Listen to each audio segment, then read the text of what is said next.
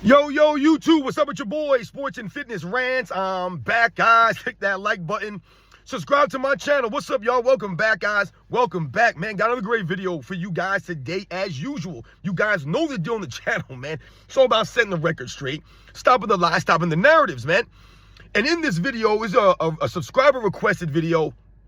Shout out to Joseph Jack. Hit me up on the PayPal about a week or so ago. Once again, shout out to everybody continues to support my channel.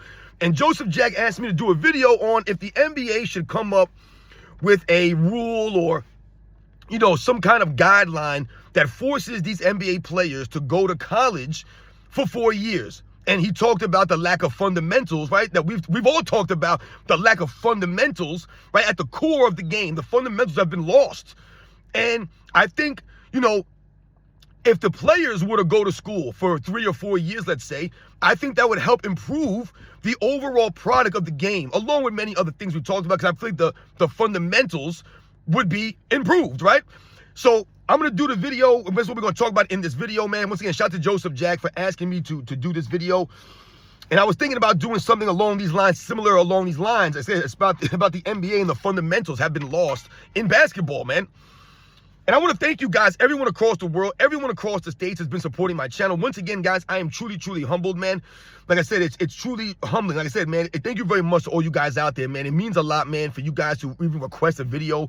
Like the fact that you guys really value what I have to say, or, care about my opinion on certain things, or you really want to, want me to break down something. Like I said, it means a lot. That's what's very humbling, man. Thank you very much, guys, because like I said, it's literally just me here. I don't have anything fancy, you know what I'm saying, or anything to give you guys. So much respect. Thank you, man. And you guys know what to do. Turn the volume all the way up. Hit that play button. Remember, these videos are for educational purposes. And let's roll. So, yes, guys, like I said, man, shout out to Joseph Jack that requested this video. And like I said, I was thinking about doing a video like this about the fundamentals and how the fundamentals in the game have been lost. Now, when we hear people talk about this era of NBA, right, the last, 10, 15 years or so, when we hear them talk about this era of NBA, we often hear them talk about the skills, right, the quote-unquote skills of the players today, right? So they'll keep telling us, oh, these guys are way more skilled than the guys in the past. The guys today could do things that the guys couldn't do back in the day. The guys today are bigger, stronger, faster, right? They're greater athletes. Everything about the game today, they're promoting and telling you is just greater. And they're saying that because they're trying to tell you that the guys in the other eras, they could not do these things. They couldn't dribble the ball this way. They couldn't shoot. Oh, the big men couldn't shoot in other eras. They couldn't shoot like this. These guys could shoot the ball. And right, they keep telling you these things. These guys were not as skilled as people from the past. But in reality, guys, the facts remain. The players from the other eras, like I told you guys the other day, they were held to a higher standard. People could laugh at Bob Cousy, and they can laugh at a lot of these guys in the video footage, man. You can laugh at the way these guys look. You can laugh at the shorts that they're wearing. You can laugh at the courts they're playing on, the sneakers they're playing in. You can laugh at all this stuff, the way they shoot the ball. You can laugh at all these things, the way the rim is being hung from this, from these chicken wires and things of that nature. You can laugh at all this stuff all you want. The facts remain that those guys back in the 50s, the 60s, they were held to a higher officiating standard. They had a much harsher world to live in. The conditions which they played in were a lot harsher, guys. When we talk about the skills of these guys today and, how great these guys are and they're bigger, stronger, faster, all this stuff, man. Once again, no one ever talks about how the standard has been lowered for these guys today. So when we think about a word like fundamentals and we talk about fundamentals of basketball, remember, guys, basketball. What are the fundamentals of basketball? What are we talking about? Because when we hear people say, oh, these guys can dribble much better today. Bob Cousy couldn't dribble like Allen Iverson. Bob Cousy couldn't dribble like Kyrie Irving or Steph Curry, right? He couldn't dribble like any of these guys, Tim Hardaway and, some of these great dribblers, Isaiah Thomas. So sometimes they'll try to knock these guys. Like the guys today are so much superior from the guys back in the day.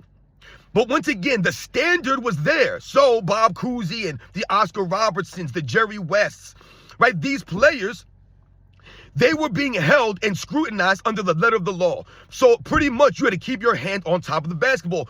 Isn't that the fundamentals of dribbling the ball? That's the fundamentals, guys. Your hand's supposed to be on the top of the ball. Is it not? That's the way that they teach you to play basketball, right? To dribble with your fingertips, right? Not the palm of your hand. And you're not slapping the ball. Are you slapping the ball like this when you dribble? No, you use your fingertips to dribble. And you're pushing the ball. You're not slapping it or hitting it. You're pushing the ball down into the ground, into the floor. Are you not? These are the fundamentals of basketball, right? Dribbling has certain fundamentals. So when we look at the video footage of the guys today, and we think about the fundamentals or lack of, and we watch them do these things, what do we always see? The guys have had their hands completely under the ball now, under it. Whereas maybe in the 80s or the 90s, maybe the 2000s, where these things start to get a little bit crazy, they had their hands maybe on the side of the ball more often than not, right? Not necessarily the top of the ball, but on the side of the ball. Whereas now, these guys have their hands under the ball pretty much every time they dribble now. Everyone dribbles a ball like this, not just the great ball handlers of this era. Everyone dribbles the ball with poor fundamentals, guys. These are poor fundamentals. How often have you seen someone like LeBron James, who Gary Payne just told us was a better dribbler than Michael Jordan? How many times you guys seen LeBron James dribble the basketball up to his neck, up to his damn neck with his hand under the ball like this? Dribbling the ball up to his goddamn neck.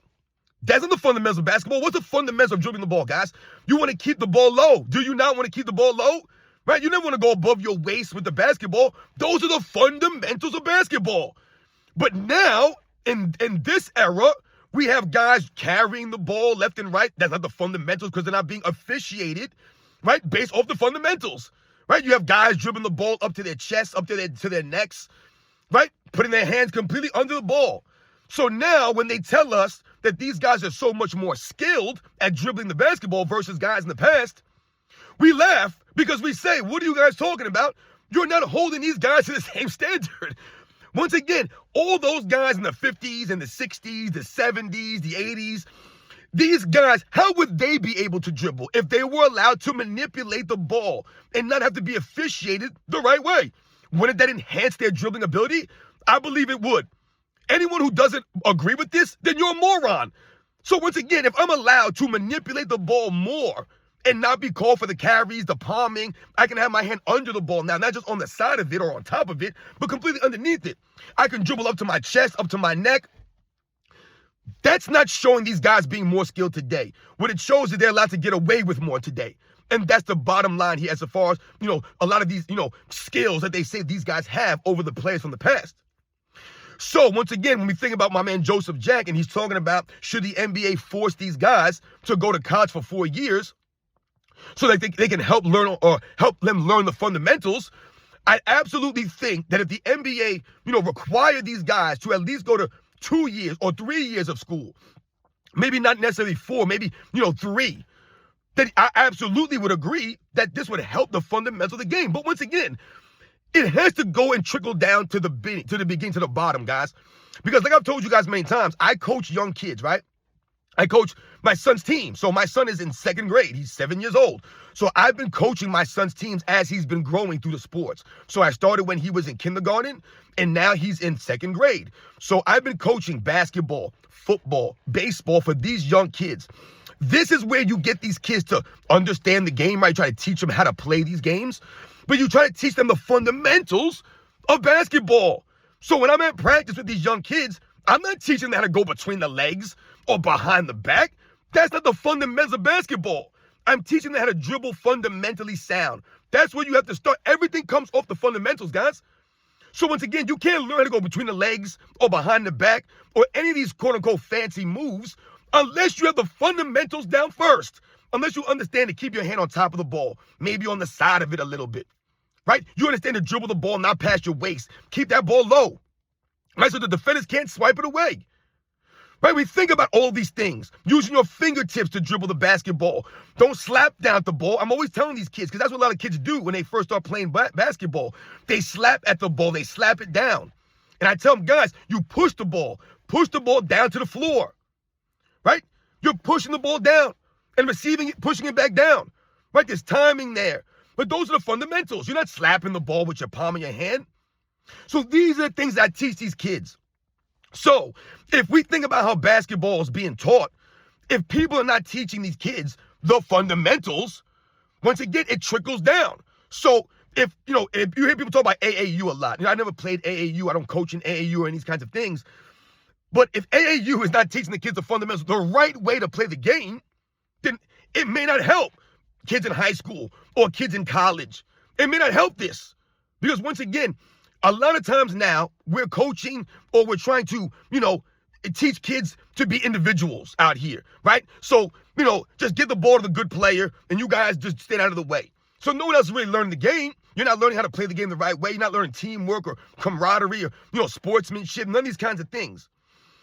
So one of the things that we noticed as, like I said, fans growing up watching the 80s and the 90s is that a lot of those players in that era, and like I said, in previous eras too, I'm just speaking for the era that I watched growing up, those guys, more often than not, right? More often than not, they went to school for several years, right? Michael Jordan went to school for 3 years. Not 4 years, but he went to school for 3 years. That's a good amount of time to be in college. Once again, you learn the systems. Remember, Michael Jordan played at North Carolina.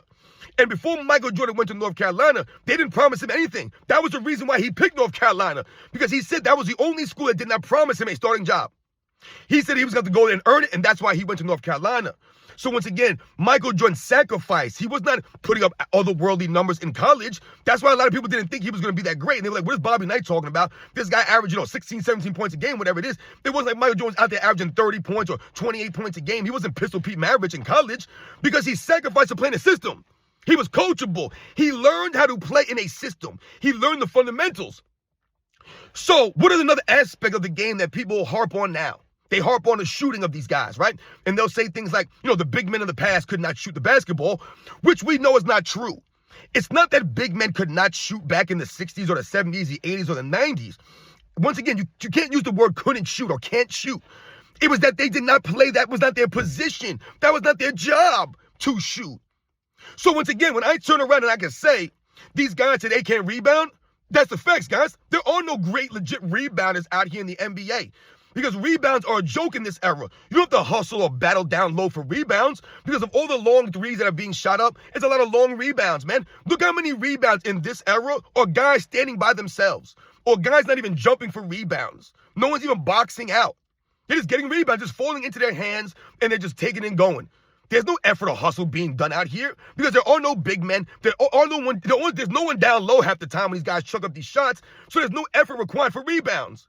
So once again, when people talk about these guys and, the shooting prowess and big men couldn't, shoot back in the day, no, big men did not shoot. Big men were down in the game to post up, to grab rebounds, to play defense, right? To be rim protectors or enforcers, right? Intimidate people from coming in the lane.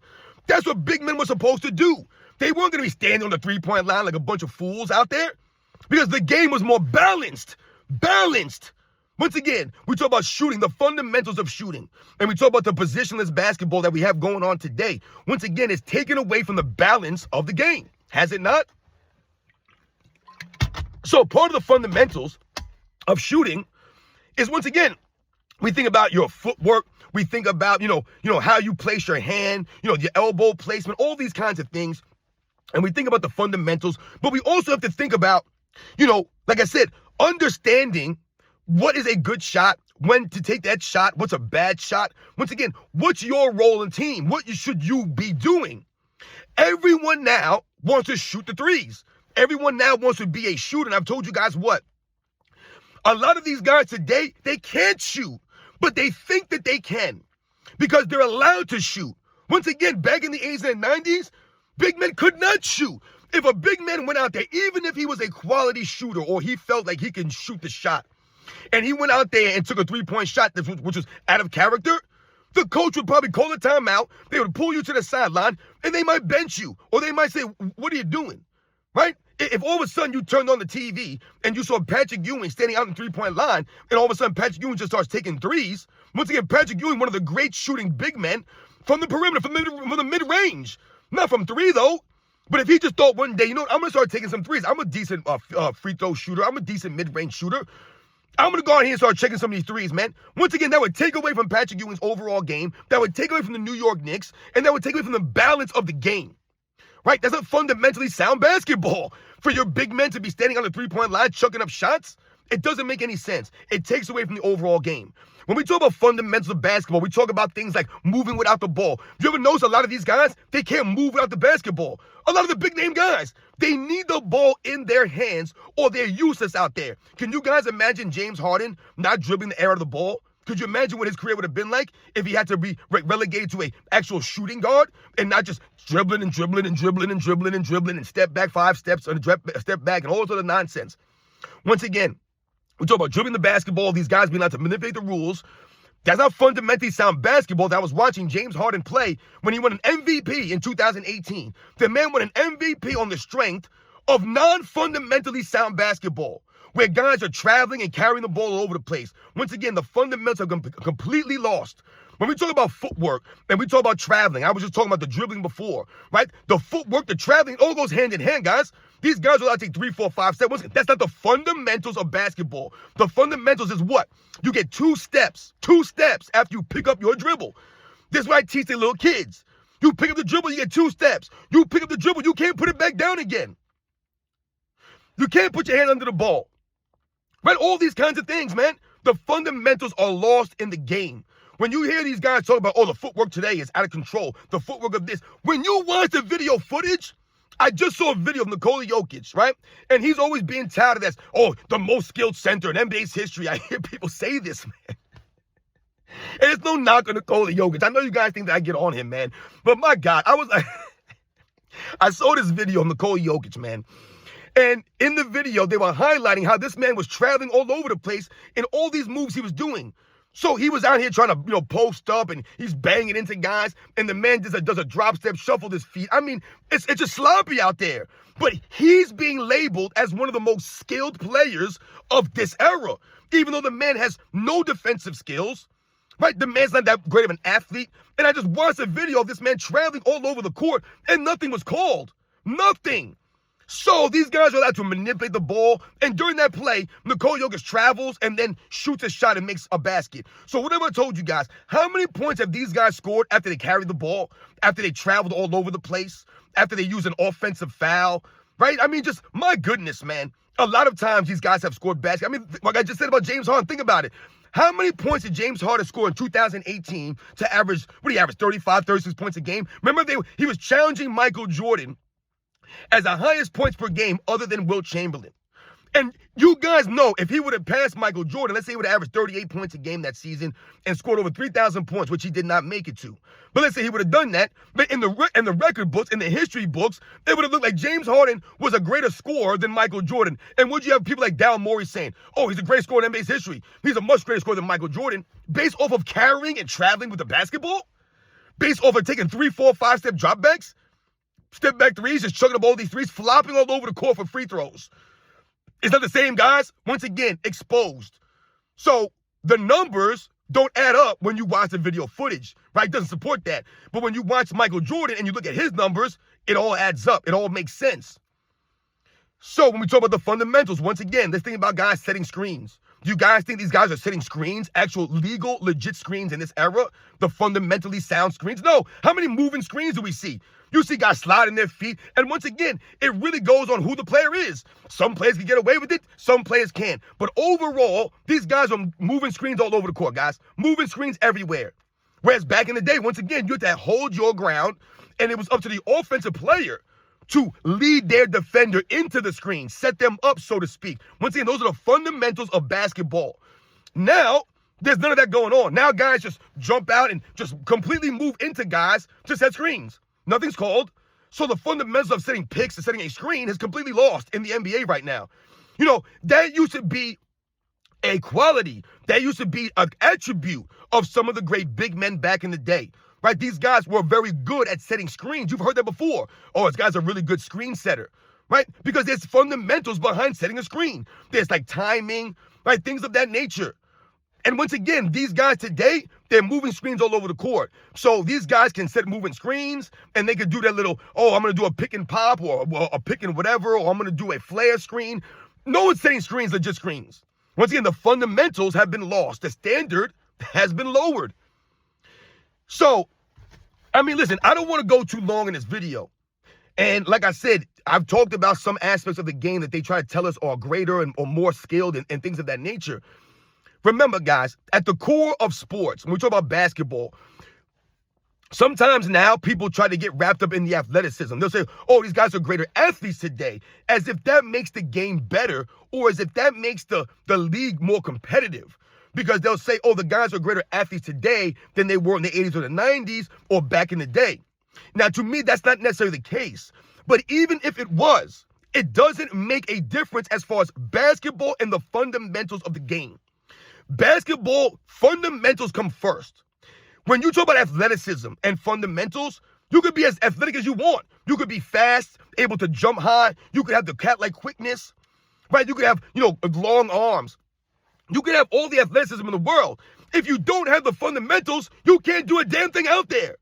You must have the fundamentals first. And everything comes off of that. When we think about, some of these players, guys, and we talk about the fundamentals of the game, this is why Michael Jordan is regarded as the greatest player of all time. Because many people have said, what about Michael Jordan? The most fundamentally sound player in the history of the game. To me, that's one of the greatest compliments that Michael Jordan could get. Most fundamentally sound player. Because Michael Jordan never rested on his laurels. So he didn't think because he was such a great athlete that he didn't have to work on his overall game or work on the fundamentals. So we think about something like boxing out. These guys can't box out today because you don't need to box out today. So it's a lost art in the game, boxing out. How many times do you see coaches run full court traps, right? Or full court presses or half court traps? You don't see this anymore. Think about the game is played, right? The game used to be played from baseline to baseline, from block to block. Now it's played from three-point line to three-point line. That's not fundamentally sound basketball. And this is part of the reason why the game has struggled. So if these guys would go to school maybe for 3 or 4 years, that would perhaps help them learn the fundamentals, learn how to be better teammates, learn how to be a professional. And then maybe we wouldn't have to wait for these guys. Because now these guys get all these built-in excuses. Oh, the guy's only 21. Oh, the guy's only 22. Oh, the guy's only 23. Oh, the guy's only 24. I mean, they'll say, oh, the guy was 25 years old. What? Are you kidding me? 25 years old is too young? 22 is too young. Only in sports. So like I've said in the past, you have people fighting in wars in the military, 18, 19, 20 years old. So they're old enough to take a bullet in the ass. But NBA players ain't old enough to play defense or show up to work every day or give some effort or learn the fundamentals. I don't get it. Or be true competitors. Everything's an excuse now. They're too young. So you got to wait for guys to develop. Why do we got to wait for guys to develop? But more often than not, the great players back in the day, they came in ready to go. Ready to go. Because they were in college for 3-4 years. So they came into the league ready to go. When you think about some of the great teams in NBA's history, and we think about some of the teams like let's say, for example, the Boston Celtics, let's say, right? And I heard my man Jordan versus LeBron talking about this. So shout out to him, talking about the athleticism and fundamentals. The Celtics with Larry Bird, and I mean, he mentioned this. How many white players, right? The quote-unquote white guys were on the Celtics. You had guys like Danny Ainge and Larry Bird and Rick Carlisle on those teams, Bill Walton. So you had some white guys. I mean, I remember watching the Celtics versus the Bulls, 86 first-round playoff. I can't remember what game it was. I don't know if it was a 63-point game. It might have been the first game. I can't remember, guys. Maybe it was a 63-point game. But I remember watching this game, and at one point, the Celtics had all white players on the court. All white. Their whole five was all white guys. And one of the guys I didn't even really know. But they had a bunch of white guys out there. And I've told you guys what? The color of your skin means nothing on the basketball court. Means nothing in sports. Right? Competition is competition. Never underestimate anyone based off of the way they look, where they're from. None of this stuff. But when we think about those teams, and we think about some of the guys that were on that team, they didn't necessarily have all the crazy athleticism. Larry Bird was never known for athleticism. Bill Walton was never known for athleticism. Right? He was a great player. Right? He had the injuries, but he wasn't known as a freak athlete. Neither was Larry Bird or Rick Carlisle. Now, Danny Ainge was a great athlete, guys. Danny Ainge was a 3-sport All-American in Oregon. The dude was an All-American wide receiver, and he was All-American baseball, All-American in basketball. The man could have played any sport, man. The dude was a legit athlete, Danny Ainge, man. When people try to say that Danny Ainge was some slow-ass, unathletic white guy, they don't know. I'm telling you right now, your favorite player was not a 3-sport All-America in their state. I guarantee it, guys. I guarantee it. Because a lot of these guys today, they're one-trick ponies. They play one sport. That's it. Whereas guys back in the day, when I was growing up back in the day, I told you I played football, basketball, and baseball, guys. These guys today, a lot of these guys today, not so much. They're just wrapped up in basketball. That's all they're focused on, just one sport. So Danny was a great athlete, but a lot of those guys were not. Their games were not based off athleticism. It was based off of the fundamentals, right? So that's why they were a tough team to beat. They were formidable, not only because they were great, they were fundamentally sound. These guys had high IQs, which goes to your fundamentals. You know the game because, once again, you've learned the game going to college, right? So you learn the fundamentals. You get a higher IQ, a better understanding of what's supposed to be going on the court. What best suits your skill set? Because the quote-unquote skills come off the fundamentals. The fundamentals must be there first for you to have any skills that would maybe spin off of those fundamentals. So like I mentioned earlier, the dribbling, you have to have the fundamentals down first, right? Keeping your hand on top of the ball, using the fingertips, pushing the ball down, not dribbling too high. Before you can start going through the legs and behind the back and do all this fancy stuff, you have to have the fundamentals down, right? You have to have the fundamentals down of shooting before you can try to be like Steph Curry and go out there and chuck up half-court shots or try to shoot like Reggie Miller or do the fadeaway like Kobe Bryant or Michael Jordan. You have to have the fundamentals down first before you can do those things and expand your skills. And that's the facts here, guys. The players today are not more skilled because they don't have the fundamentals and they're not being held to the same standard as the players in the past, guys. So if these guys went to school or they were forced to go to school for 3 or 4 years, then yes, I would think that would actually help more than hurt. But once again, we all know what it's about right now. It's all about money. It's all about the brand, right? And it's all about, just getting these guys into the league because they're great athletes. And I think that was part of the downfall of the NBA in the 2000s, going into the 2000s, in the 2000s, or the late 90s into the 2000s, is that they start to draft a lot of players based off athleticism, not necessarily their skill set or their fundamentals. They were drafting guys and then thinking about guys as far as potential. Right? So you'll draft a guy. I mean, think about someone like Giannis, for example, right? Giannis came in and he was raw, right? He was potential. That's what he was. And eventually, they saw that potential through and he became one of the great players of the league. An MVP winner, Defensive Player of the Year award, a champion. But his first couple of years in the league, 3-4 years, he had developed, right? He had to learn the game. He wasn't ready for the game. And he ended up being one of the all-time great players of his era. But he wasn't ready when he first came in. And this is what we're talking about. When you think about a lot of the great players back in the day, they came in ready to go, right? A lot of these guys are also, when you're in college, let's say, right, or you come out of high school and you go to college for 1 year, or you go straight to the league from college, you don't develop, right? So not only in your mind, the game, the fundamentals, things like that, but your body, right? The body's not there. So you're not a grown man. You're going against grown men when you're only 19 or 20 years old. You're not a grown man yet. So going to school would allow your body to develop, to become more of a man, right? Your mind, all these things would develop more. So you'll be ready to go in the NBA. It would make the league better. Better. But unfortunately, that's probably not going to happen. They would probably never do that because we have some fool like Adam Silver talking about shortening the game to 10-minute quarters. And I think I'm going to do a live later tonight, guys. I know, I can't remember the guy's name. I want to say, I can't remember the name, guys. But I know one of you guys requested me not too long ago, send me a super chat, a super thanks, to do a video on the Dan Patrick interview with Adam Silver and the things that he said in that interview. And I think that I'm going to do a live tonight, maybe like 9 p.m. Eastern time. I don't want to, plan it and say I'm definitely going to do it, guys. But I think I might have to. Maybe like for an hour and just go off on this. Because Adam Silver, once again, has shown that he's not a real fan of basketball and he doesn't care about the NBA's history, guys. He has no respect for the NBA's history. So shout out to my man, oh my God, man. What was his name? You guys remember? Jack, right? It was Jack. Joseph Jack. I'm sorry, man. Shout out to Joseph Jack for requesting the video. I hope I did your request, a service, man, and hit you with some stuff that you guys, could understand and see what I'm saying. And I think that would absolutely help the game, man. These guys today don't care about the fundamentals. The fundamentals has fallen down by the wayside. Now everyone wants to have skills, but they don't realize you can't have skills without the fundamentals. You guys know the deal, man. I'll catch you guys on the next one.